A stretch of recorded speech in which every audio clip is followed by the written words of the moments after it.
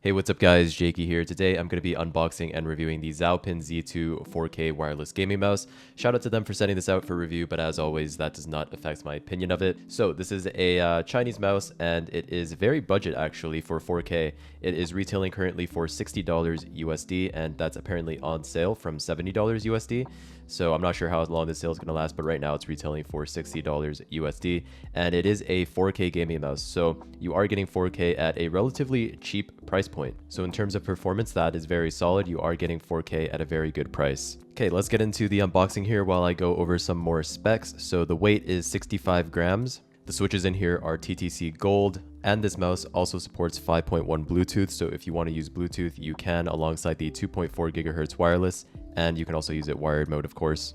The sensor in here is a 3395 and the chip is a Nordic 52840. Okay, so here is the mouse out of the box. As you can see, the shape is asymmetrical. That's the shape right there. It is not a symmetrical mouse. And it comes in a lot of different colorways. You can get a white version, you can get a red version, black. They also have an orange version as well. You can also choose different colored bottoms for the mouse as well. So yeah, a lot of colorway options for your preferences. And honestly, I think this mouse looks very sleek. It reminds me a lot of the G Pro Superlight, which I actually have right here. There's the G Pro Superlight. You can see the design language is very similar in terms of the aesthetics there. The scroll wheel is colored pretty much the same. So on the bottom here, you have the option to switch between Bluetooth mode and the wireless 2.4 gigahertz. And then you also have a DPI button and you have two large skates on the top and bottom with a film here that I will be peeling off in a second. But also in the box, you get a nice carrying pouch, and under everything you have an accessory box, which has extra skates. Let me see what's in here actually. You have a tool, which is probably used to hot swap the switches. You can hot swap the switches on this mouse quite easily if you open it up, but you also get grip tape here as well. As you can see, a lot of different options for the grip tape. You also get extra feet, which is nice if you are planning to hot swap the switches because you will have to remove the original feet. You also get a different set of feet as well. So a lot of accessories. It's actually nice seeing these accessories, especially at this price point. Here is the 4K dongle for the mouse. And then this box right here, I'm assuming is the cable. Yep, just the cable in here. So you have a USB-C cable. It is braided. Very nice quality, actually. It's pretty soft as well. So very solid quality cable in there. And you also, of course, just get your user guide. All right, guys. So now that I have it on my table, first impressions of the shape, I actually don't hate it. It's very interesting. So it reminds me actually a lot of the Vaxi NP01S, which I reviewed a while ago on my channel. That was also an asymmetrical shape where one side was ergonomic and the top half of the mouse was symmetrical. This reminds me a lot of that. The Z2 reminds me a lot of that shape. I would definitely describe this mouse as a medium to large mouse. For reference, my hands are 19 centimeters by 10 centimeters, and I can comfortably claw grip this mouse. I can even palm grip this mouse, to be honest. This is actually not a bad mouse to palm grip. Fingertip, I probably wouldn't recommend, especially just because you're not utilizing the asymmetrical shape, so you would probably just be better off getting a symmetrical mouse if you are a fingertip gripper. But for claw grip, relaxed claw, aggressive claw, and palm grip, this is actually not a bad shape at all. I could see myself using this for sure. When compared to something like the G Pro Superlight, I feel like the Z2 fills out my hand a little bit more. It feels like it fills out my hand a little bit more.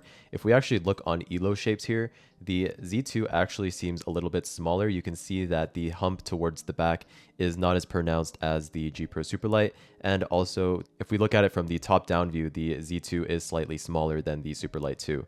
But in the hand, it feels a little bit bigger just because of that shape. So you can see here, if we look at it from the back, you can see sort of how the Z2 is shaped. So the right side of this mouse is flat, and then the left is where it sort of humps up, which kind of pushes on this part of your hand, and it gives more support on this part of your hand, the thumb side of your hand. Yeah, very interesting shape. Again, it reminds me of the Vaxi NP01S, but the NP01S was a lot smaller. It felt a lot smaller than the Z2 for sure.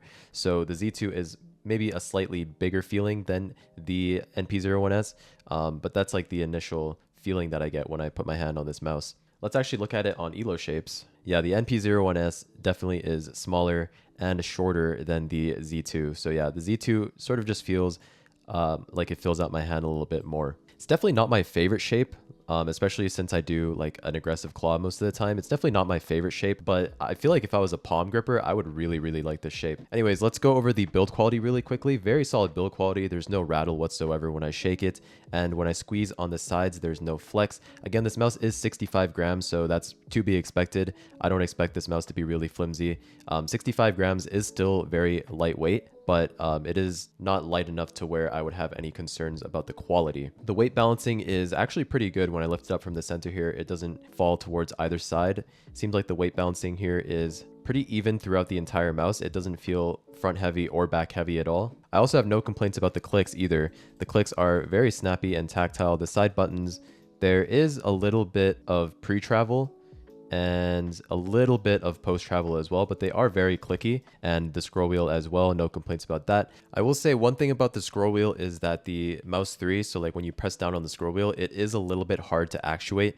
It's definitely not as light as my G Pro Super Light, so if you're somebody who clicks down on the scroll wheel a lot and you need that to be super light, this might be an issue for you. I'm not sure if it will break in over time after clicking it, but like straight out of the box, the scroll wheel is pretty tight and heavy to press.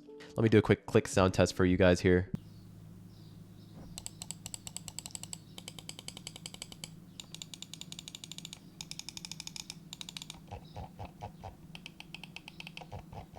So yeah, the clicks feel very solid, and the skates as well. No scratchiness on my Artisan Zero. They feel pretty good for stock skates. Yeah, really no complaints about the skates. There's no glaring issues at all. So stock skates are perfectly fine on this mouse. Okay, so let's go over the coating on the Z2 really quick. The coating is sort of like a rubberized coating, and it actually feels really nice, both with dry and sweaty hands. I can grip this mouse very well. It actually reminds me a lot of the coating on my G Pro Super Light. So yeah, the coating overall is very nice. I don't really feel a need to use any grip tape on this mouse, and I don't think you will either. So the coating, really no complaints about it. As for battery life, I'm going off other people's experience with it, since I haven't had the chance to use it for that long yet.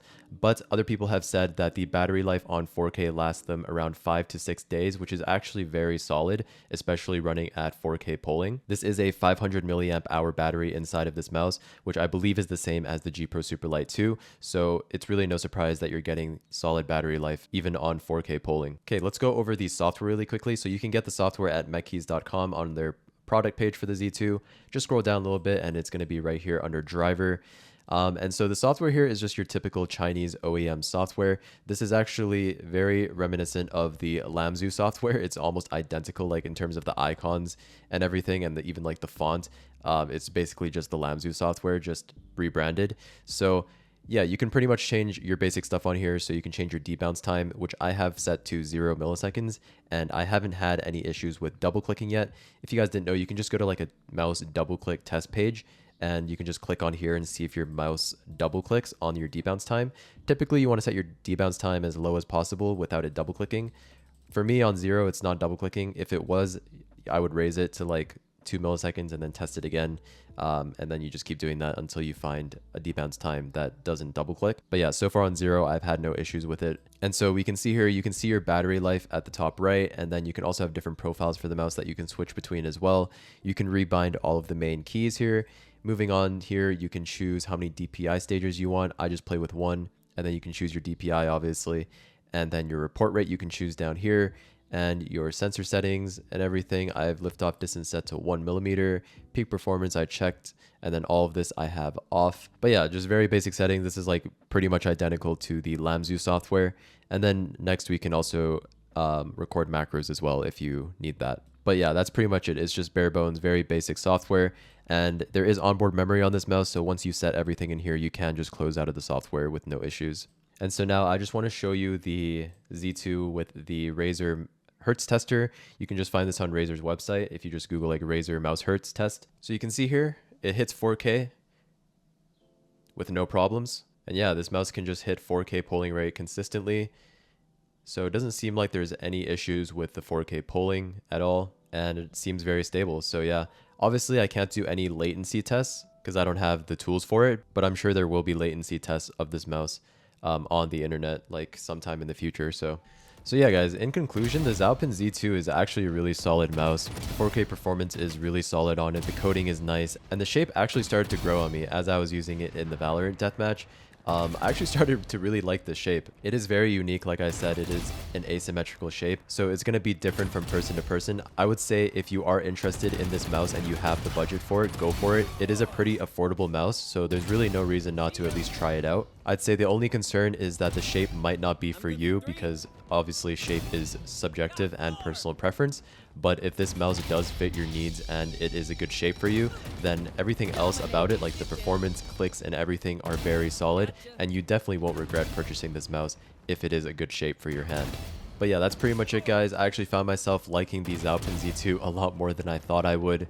Like I said, at first, initially, when I put my hand on it, I didn't really like the shape at all. But as I started using it a little bit more, like in that Valorant deathmatch and just using it to play Valorant in general, I actually found myself low-key popping off and hitting some really nice shots with this mouse, and it started to get a lot more comfortable the more I used it. So yeah, really nice mouse, and if this review helped you guys out, make sure you leave a like, comment, and subscribe, and I will see you in the next one. Peace.